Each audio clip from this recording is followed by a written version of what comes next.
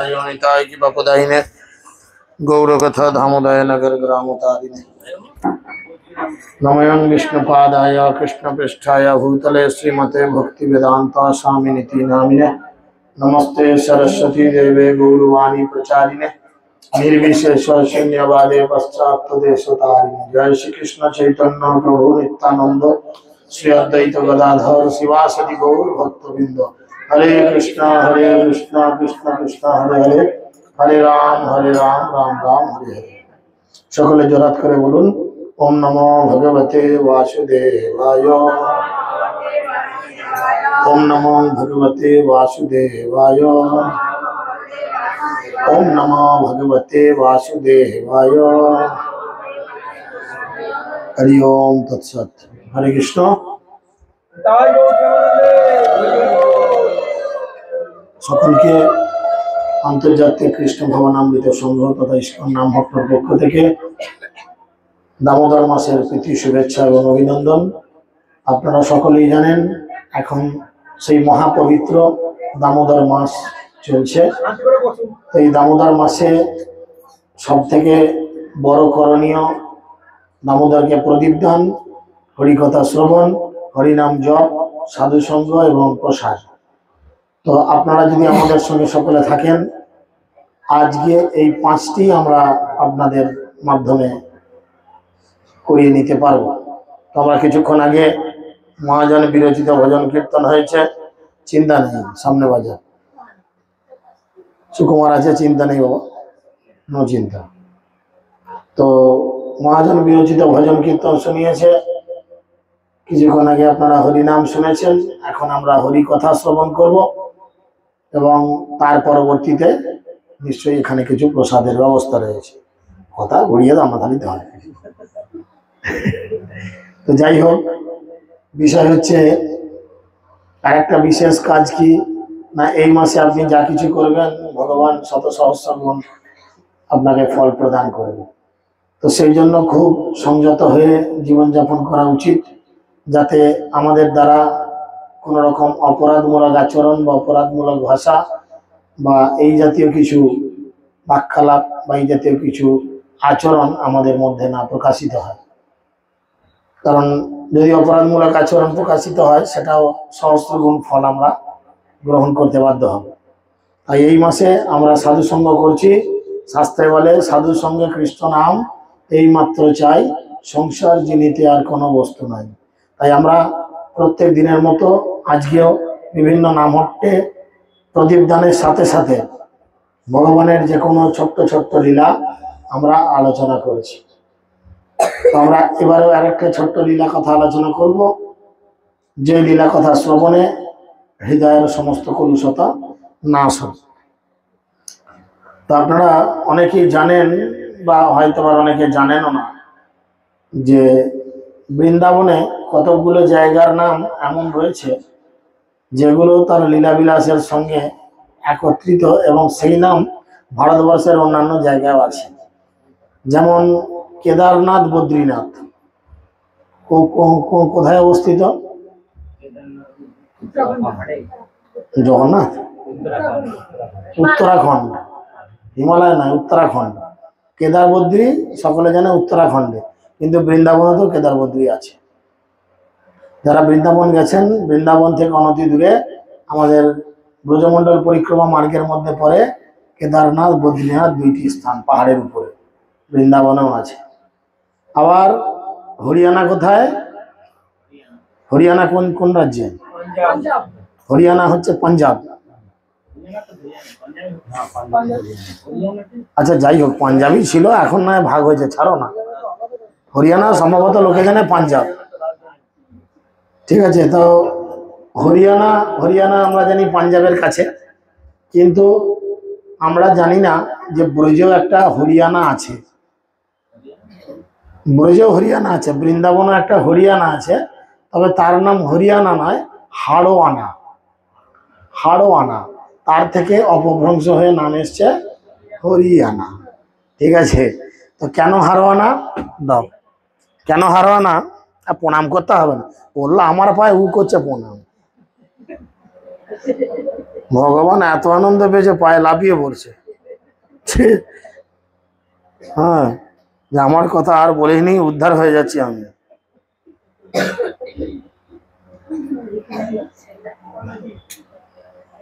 এখন নাও সামলাও, কত কথা খুলতে মাথা খারাপ হয়ে যাবে।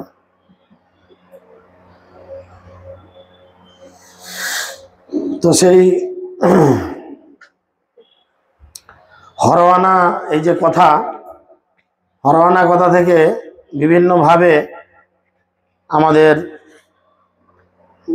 কৃষ্ণের বিভিন্ন আচরণ প্রকাশিত হয়। কি আচরণ না, ব্রজেতে এই যে গ্রাম হরওয়ানা, কি নাম?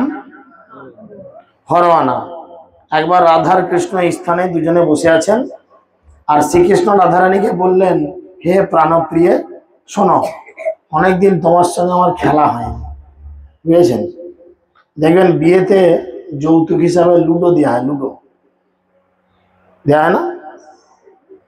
বিয়েতে যৌতুকে লুডো দেয় কিনা, মেয়ের বাড়ি না ছেলের বাড়ি? হ্যাঁ, দেয় নাকি? আমি নিজে সাজিয়েছি কত লোকের বিয়ে ঘর। কোন বাড়ি থেকে দেয় তা জানি না, সেটা মনে নেই, কিন্তু আমি নিজে হাতে ঢুকিয়েছি, কোনো তত্ত্বর প্যাকেটে করে দিয়েছি লুডো, ছক্কা, গুটি। কেন দেয় বলেন তো? না না, যে জাতিরই যেটা, যে স্বামী স্ত্রী দুজনে বসে লুডো খেলবে, ফাঁকা টাইমে মন খারাপ হবে কেন, দুজনে বসে লুডো খেলবে, তাই না? তো বিষয়টা কি না, একবার রাধা আর কৃষ্ণ দুজনেরই মনে মনে বড় ইচ্ছা হলো, আমরা দুজনে ফাঁকা বসে আছি, চলো আমরাও লুডো নয় পাশা খেলি। তাদের ছিল পাশা খেলা, ঠিক আছে, পাশা খেলি। তো সেই জন্য আজ তোমার সাথে আমি খেলার প্রবল বাসনা করছি। ললিতা কৃষ্ণের এই কথা শুনে হেসে কৌতুক মিশ্রিত স্বরে বলল, কৃষ্ণচন্দ্র, তুমি রাইয়ের সঙ্গে পাশা খেলতে চাইছো, কিন্তু তুমি তার সঙ্গে কেমন করে পাশা খেলবে? তুমি তো পাশাগুলোকে ঠিক মতো ফেলতেই পারো না। ললিতা বলছে, দেখবেন ছেলেবেলায় লুডো খেলার সময় খুব হয়, আপনারই শুধু পড়ছে কুট, আর অন্য পার্টির পড়ছে 6-5 বড় বড়, তখন কেমন মাথাটা গরম হয়, মানে লুডোর গুটিটাকে চিবিয়ে ফেলে না ছুঁড়ে ফেলে দিই। তখন যে যাই বলুক, আর কারুর কোনো কথা ভাল লাগে না, আমার শুধু কুট পরে, ভাল লাগে না। তো কৃষ্ণকে খোঁচা দিচ্ছে ললিতা, বলে তুমি তো ঠিক করে পাশার গুটি ফেলতে পারো না, আর যদিও ফেলো তুমি কি করো, তুমি তো পাশাগুলোকে ফেলতে পারো না। আমি এই ব্যাপারটা অনেকবার দেখেছি, তুমি রাইয়ের কাছে পাশা খেলায় হেরেছো, তবুও আবার তুমি তার সাথে খেলতে চাইছো। যখনই তুমি খেলতে শুরু করো, তুমি বিবাদ করতে শুরু করো, নানা রকমের বিতর্ক। তো যারা হেরে যায় তাদের আমরা কি বলতাম ছেলেবেলায়? হেরো পাটি হেরেছে, হ্যাঁ বলতাম না? সে তত রেগে যেত, যাই হোক, যাওয়া যায় বাজার। তো বিষয় হচ্ছে কি না, এরকম যখন হয়েছে, ললিতার বিশাখা কৃষ্ণকে বলছে, তুমি তো হেরো, তুমি রাধার সঙ্গে যতবার খেলেছো ততবার হেরে গেছো, আবার তোমার লজ্জা নাই, নতুন করে আবার তুমি রাধার সঙ্গে খেলতে চাইছো? ভালো, নিশ্চয়ই তুমি খেলবে, কিন্তু সতর্ক থাকো, কোনোভাবে কিন্তু ঝগড়াঝাটি অশান্তি করবে না। খেলছো খেলো, যদি তুমি খেলতে ইচ্ছুক হও, তাহলে উভয় পক্ষই কিছু পণ রাখতে হবে, তারপর খেলা শুরু হবে। পণ রাখতে হবে, আমরা সিদ্ধান্ত নেব কে বিজয়ী বা কে পরাজিত। তুমি আর রাধা খেলবে, দুজনে পণ রাখো। মনে পড়ছে পাণ্ডব আর কৌরবদের মধ্যে পাশা খেলা হয়েছিল, কাকে পণ রেখেছিল? সেরকম এখানে দুজনকে বলে যে পণ রাখতে হবে, নাহলে খেলা হবে না। আর আমরা দুজন হচ্ছি জাজ, ললিতার বিশাখা জাজ, আমরা সিদ্ধান্ত করব কৃষ্ণ জিতেছে না রাধা জিতেছে। আপনারা মনে মনে কার দলে আগে বলেন, কার দলে? কৃষ্ণ দলে। ছেলেগুলো আছে কি, আমাদের এমনি দল ভারী কম, মানে আমাদের দল ভারী কম, আগে থেকেই দেখে বসে আছে। তাহলে মাতাজি গাদা এখানে, তাহলে অলরেডি আমরা আগেই হেরে বসে আছি। তাহলে ছেলে আর কটা হাতে গোনা, 4টে 4টে 8টা 4টে 12টা, 12টার আমি দুটোই ধরছি, 14টা 14টার এখানে দুটো মিলে একটা পোয়া মাথা, আর ওখানে পোয়াটা 30টা মাতাজি আছে, তাহলে তো ওরা তো আমাদের এমনি হারিয়ে দেবে। তো এখানে কে যেতে দেখা যায়। রসিক শেখর কৃষ্ণ এবং রসবতী রাধিকা উভয় ললিতার কৌতুকপূর্ণ কথায় হাসলেন এবং তাকে জিজ্ঞাসা করলেন, তাহলে আমাদের বলো, তুমি পণ হিসাবে আমাদের কাছে কি চাও? ললিতা বলল, কৃষ্ণ আমাকে কি দিতে পারে তার সম্পত্তিটা কেবল একটাই, বাঁশের বাঁশি। হ্যাঁ, কৃষ্ণ সম্পত্তি একটাই, বাঁশের বাঁশি, আর কিছু নেই। সুতরাং সেই বাঁশিটি সে আমার কাছে গচ্ছিত রাখবে, আর রাধারানী আমাকে দেবে তার মণিহার, তাই না? কৃষ্ণ তৎক্ষণাৎ বললে, নিশ্চয়ই, এই নাও বাঁশি নাও, তোমার অনুরোধ মেনে নিতে আমার কোনো আপত্তি নেই। কেননা আমি ভালোভাবেই জানি যে আজ আমি রাধারানীকে হারাবো এবং আমার বাঁশিটিও আমি ঠিক ফেরত পেয়ে যাব। কৃষ্ণের কাছ থেকে বাঁশি নিয়ে ললিতা রাধারানীকে তার রত্নহার দিতে বলল। রাধারানী বললেন, এই মণিহারটি দেওয়ার কি প্রয়োজন আছে? আমি জানি যে দুই দান খেলতে না খেলতেই নাগেরেন্দ্র বসে আছে সামনে, ওই নাগেশ্বর নাগেরেন্দ্র একই কেস, কৃষ্ণ পরাজিত হবে না, ঠিক আছে, খোঁকা বলা চলবে না। ললিতা বলল, তুমি যা বলেছ তা সত্যি, আমরা জানি যে সে হারবে, কিন্তু খেলার নিয়ম অনুসারে তোমাকে তোমার মণিহার পণ হিসেবে রাখতেই হবে। রাধারানী গলা থেকে সুন্দর মণিহারটি খুলে ললিতাকে দিলেন। তারপর খেলা শুরু হলো। বলো, খেলা শুরু। খেলা হবে না কি আছে না, মাইকে হয়, খেলা হবে। কৃষ্ণ প্রথমে পাশা ছুড়লেন। উভয় পক্ষে জয়ী হবার অভিলাষী ছিল, কিন্তু রাধারানীর মধুশ্রাব্যী কণ্ঠস্বর, রমণীয় অঙ্গ সঞ্চালন, তার বিরল বিমোহিনী কটাক্ষপাত এবং তার স্মিত হাস্য, মধুর সুন্দর মুখায়ব কৃষ্ণ চিন্তাকে অভিভূত করে তুলেছে। তিনি এতটাই বিহ্বল হয়ে পড়লেন যে তিনি আর নিজেকে স্থির রাখতে পারলেন না, এবং তিনি কি করছিলেন বা বলছিলেন, প্রেম বিভোর কৃষ্ণ সেসব কিছুই বুঝতে পারলেন না। মেয়ের একটু চালাক, কৃষ্ণ তাকিয়ে আছে, ব্যাস। এবার মেয়ে ছেলেদের কি বলে, 18 রকম কল্লা থাকে ছেলেদের ফাঁসানোর, কিছু মনে করবেন না, এটা শাস্ত্র কথা। কখনো ঠোঁটে ঠোঁট চিপছে, কখনো চোখ মারছে, কখনো ভুরু নাচাচ্ছে, হ্যাঁ, কখনো মুখের মাখাচ্ছে, কখনো চুমখার ডিজাইন মারছে, ইত্যাদি ইত্যাদি। হ্যাঁ, ফ্লাইং কিস খেয়েছো কোনোদিন? বুঝলে যে তুমি জানতো না। না, কেসটা হচ্ছে কি, ওদিক থেকে রাধারানী যতবার দেখাচ্ছে এরকম অঙ্গ সঞ্চালন করছে, কৃষ্ণর মাথা গুবলে যাচ্ছে, ধর আমি দেখবো না ওদিকে, আমাকে শুধু দেখাচ্ছে, বুঝতে পারছো? এবার কৃষ্ণ যে কি দান ফেলেছে, কৃষ্ণ নিজেও জানা, রাধার দিকে একভাবে তাকিয়ে আছে, দান ফেলে দিয়েছে, আর রাধা হাতে করে মিটি মিটে ছোটখাটো করে দিচ্ছে দান। কৃষ্ণ কেস বুঝতেই পারছে না কি হচ্ছে। অত্যন্ত উদ্বিগ্ন হয়ে কৃষ্ণ বললেন, ললিতে, তোমার সখী আমার সাথে অবিচার করছে, এটা খেলার নিয়ম নয়। হ্যাঁ, আমার দিকে তাকিয়ে তাকিয়ে সব উল্টো পাল্টা হচ্ছে, কিন্তু হ্যাঁ, সে এমন ভাবে তার অঙ্গ সঞ্চালন করছে এবং আমার দিকে এমন ভাবে অঙ্গপাঙ্গ নিয়ে তাকাচ্ছে যে আমার মন সম্পূর্ণ বিচলিত হয়ে তার দিকে ধাবিত হচ্ছে। এই অবস্থা আমি কি করে ঠিকভাবে পাশা খেলবো? যদি রাধা আমার দিকে তার মনোমোহিনী কটাক্ষপাত বন্ধ করে, তবেই কেবল আমি ঠিক মতো পাশা খেলতে পারবো। কৃষ্ণের অবস্থা দর্শন করে ললিতা বলল, কৃষ্ণচন্দ্র, তোমার আপন চপলতার জন্য তুমি বিহ্বল হয়ে পড়ছো। প্রথম কথা হচ্ছে, তুমি রসিক নাগর, তার উপরে তুমি তোমার নাগরী রাধারানীর সঙ্গে বসে আছো। তুমিও রাধিকার প্রতিটি কথা চিন্ময় রসমাধুর্যে পরিপূর্ণ। যখন এমনটি ঘটে, তখন তুমি কি করছো? সবকিছু ভুলে যাও। তুমি যদি শ্রীরাধিকার সঙ্গে খেলতে চাও, তাহলে তোমার মনকে সমৃদ্ধ করে কেবল খেলাতেই মন দাও, অন্যদিকে তাকাবে না। সামনে থাকতে পারে হাজার মনোমোহিনী রূপ, তুমি দেখবে না, তুমি পাশার গুটির দিকে তাকাবো কেন দিকে? তবে তুমি জয়ী হওয়ার জন্য আশা করতে পারো। কৃষ্ণ উত্তর দিলেন, প্রকৃতপক্ষে আমি আদৌ বিচলিত নই, কিন্তু রাইয়ের অপাঙ্গ দৃষ্টিপাত আমার চিত্তকে বিভ্রান্ত করছে। লক্ষ্য করে দেখবে, রাস্তাঘাটে কোথাও যাচ্ছ, বাসে বসে আছো, সামনে একটা লোক দাঁড়িয়ে আছে, ঘন ঘন তার প্যান্টের চেনটার দিকে তাকাবে, মুখের দিকে তাকাবে, এরকম শুধু তাকাবে, দেখবে সে হাত দিয়ে চেনটা একবার দেখতে বাধ্য হবে, সত্যি খোলা আছে না লোকটা এরকম বদমাইশি করছে। এটা একদম চরমতম সত্য কথা। পরীক্ষা করে দেখবেন বারবার, এটা একদম হয়। পুরুষ দিয়ে বললাম, মহিলার ক্ষেত্রে একই কেস।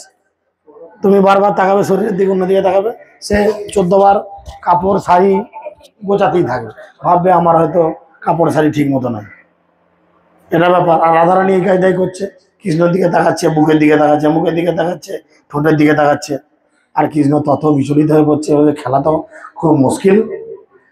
তখন তারপর কৃষ্ণ নিজের চিত্তকে সংযত করে সরবে বললেন, 2, 4 উচ্চারণ করতে করতে সদর্পে পাশা ছুটতে আরম্ভ করলেন, কিন্তু পাশাগুলি কৃষ্ণের উচ্চারিত সংখ্যা দেখা দিল না। সুতরাং এবার এলো রাধিকার পালা। চাইছে 2 বা 4 যেন পরে, কিন্তু কিচ্ছু করলো না। ফোন বন্ধ রাখো, কে আসতে হবে না, বারণ করে দাও। সারা মাস চলে গেল, এখন ভুল করতে আসছে। রাধারানী যে সংখ্যা উচ্চারণ করে পাশা ছুঁড়তে লাগলেন, পাশাতে সেই সব সংখ্যায় দেখা দিল। এই এক সমস্যা। কৃষ্ণ বলে যে 2 পড়ো 4 পড়ো, পাশা পড়লো না। আর রাধারানী হাতে ঘুরিয়ে যখন বললো 5 পড়ো 6 পড়ো, পাশা তাই পড়ছে। একটা পাশাও ঝামেলা করছে আমার সাথে, কৃষ্ণ এখন মনে মনে ভাবছে। সুতরাং এইভাবে রাধারানী বিজয়ী হলেন। সখীগণ বললেন, হে নাগর, দেখো এবার আমরা আগেই তোমাকে বলেছিলাম যে তুমি এই পাশা খেলায় হেরে যাবে। শ্রী রাধা বিদগ্ধগণের মধ্যমণি স্বরূপা এবং বৈদগ্ধ সার ও সর্বসার। সে রাসমণি, সে সর্বরসভিজ্ঞ, সে রসিক শেখর, চিত্ত মন হরণে সে হচ্ছে সুনিপুণা। সেই জন্য রাধা তোমাকে পরাভূত করতে সক্ষম হয়েছে। কৃষ্ণ বললেন, সখী তুমি যা বলছো তা সত্যি। আমি যেহেতু একজন সরল গোপবালক, সেই জন্য আমি গোপবালকদের নানা খেলায় পারদর্শী। আমি অন্তরে অত্যন্ত সরল, আমি কপট ছলনায় রীতিনীতি জানি না। সেই জন্য রায় তার বিভিন্ন ছলাকলা দিয়ে তার বক্র কটাক্ষপাতের সাহায্যে আমাকে খেলায় পরাজিত করেছে। এরকম অবিচার যদি চলতে থাকে, আমি আর এক মুহূর্ত তাহলে এখানে থাকবো না। এখন আমাকে আমার মাসিটা ফেরত দাও। কেন দেবো? তুমি তো হেরে গেছো। মাসি কি দেবো? হেরে গেলে তো মাসি ফেরত কোনো গল্প নাই। বলছে আমি এসব ঘরোয়া খেলা খেলতে পারি না, আমি গোপবালক, আমি কাবাডি চকিতকিত এসব খেলবো। আর রাধারানী মেয়ে ছেলেগুলো পারে? কেন কাবাডি খেলতে চাইছে বলেন তো? কেন কাবাডি খেলতে চাইছে? আইডিয়া করতে পারেন কেমন মাথায় প্ল্যান ধরে? কাবাডি দেখি ওই মাথায় মাঝে একটা চিক টেনে দেওয়া হয়, ওইদিকে একদল এইদিকে একদল, একজন ডাকে যায়, থাকি না? এটাকে বন্ধ করো না, খ্যার খ্যার করে আওয়াজ করছে তোমার মতো, কিচ্ছু হবে না, গরম হলে ছাদ থেকে ঝাঁপ দাও। তো যখন এরকম অবস্থা চলছে, কাবাডি খেলতে যে, কেন কাবাডিতে যে ডাকে আসে অপরপক্ষের দল কিরম করে ধরে, বলছে ওই জন্য আমি কাবাডি খেলবো। চিন্তা ভাবনা, মাথায় ভাবুন যে মাথায় কি পিকুলিয়ার বুদ্ধি ধরে। বললাম আমি ঘরোয়া খেলা খেলবো না, আমি গোপবালক, আমি কাবাডি ফাবাডি খেলায় ওস্তাদ। রাধারানীকে বলছে কাবাডি খেলবে এসো, আমি ফাঁক তালে একবার জড়িয়ে ধরতে পারবো। ওর তো ধান্দাই হচ্ছে এটা। তো এই শুনে ললিতা বলল, প্রিয় নাগর, সেটি তো আর হবে না। হে চতুর শিরোমণি, প্রথমে আমাকে বলো বাঁশিটি ফেরত পেলে তুমি আমাকে কি উপহার দেবে? সেটা পেলে তবেই তোমাকে বাঁশি ফেরত দেবো। বাঁশি যে দেবো, দিলে তুমি আমাকে কি দেবে?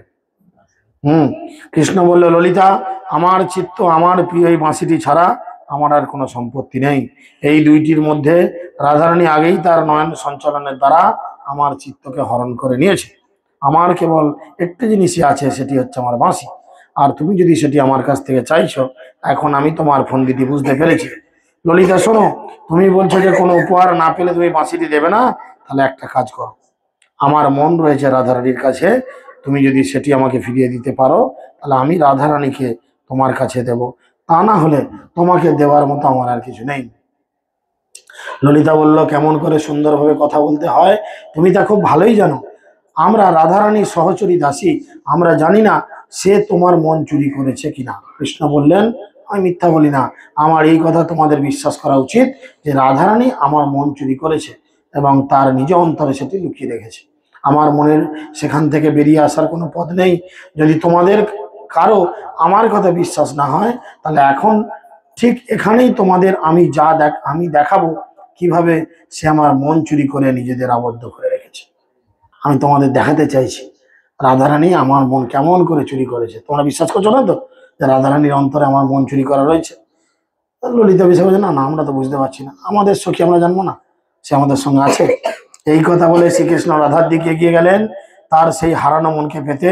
শ্রী রাধা যা তার বক্ষের অভ্যন্তরে হৃদয় কন্দরে চুরি করে রেখেছে। সমস্ত সখীগণ বিচক্ষণতার সঙ্গে অবিলম্বে কুঞ্জ থেকে বেরিয়ে গিয়ে বাইরে প্রতীক্ষা করতে লাগলেন। কিছু সময় পর রাধারানী তার সখীদের সাথে স্বগৃহে ফিরে গেলেন নিজের গাল মুছতে মুছতে। ব্যাস, কুঞ্জের মধ্যে কি করেছে বোঝে, আবার গাল মুচ্ছে মানে কি করেছে, মন চুরি করেছে। সিমটম দেখা দেখাচ্ছে কেমন করে মন চুরি করেছে, রাধারানীর গালে চুম্বন করেছে। রাধারানী বাইরে বেরিয়ে সখীদের নিয়ে বাড়ি যাচ্ছে, গালটা মুছতে মুছতে অসভ্যই তো নোংরা ছোট লোকের বাচ্চা বলতে বলতে চলে গেল। বিধায় গৌর প্রেমানন্দে। এগুলো ভগবানের লীলা, আপনারা কেউ অনুকরণ করবেন না দয়া করে। ভগবানের ক্ষেত্রে সমস্ত কিছু লীলা চলে। আমরা এরকম অনেক লীলা পাবো যে সমস্ত লীলার মধ্যে ভগবান মানে কৃষ্ণ রাধারানীকে কৃষ্ণ সাজিয়ে দেবে, দিয়ে সব গোপীদের এক ধার থেকে লাইন ধরে দাঁড় করে চুম খাবে। এরকম অনেক লীলা রয়েছে, আমরা ধারাবাহিকভাবে কোথাও না কোথাও এগুলো শুনবো। তো এগুলো ভগবানের লীলা, এগুলোর মধ্যে কখনো নেগেটিভ চিন্তা ভাবনা রাখবেন না, এতে আপনাদের নিজেদের অপরাধ বাড়বে। জয় শ্রী শ্রী রাধা মাধব সখীবৃন্দ কি, শ্রী প্রভুপাদ কি, অতি পাবন গুরু মহারাজ কি। এরপরে বিয়ে বাড়ি হবে।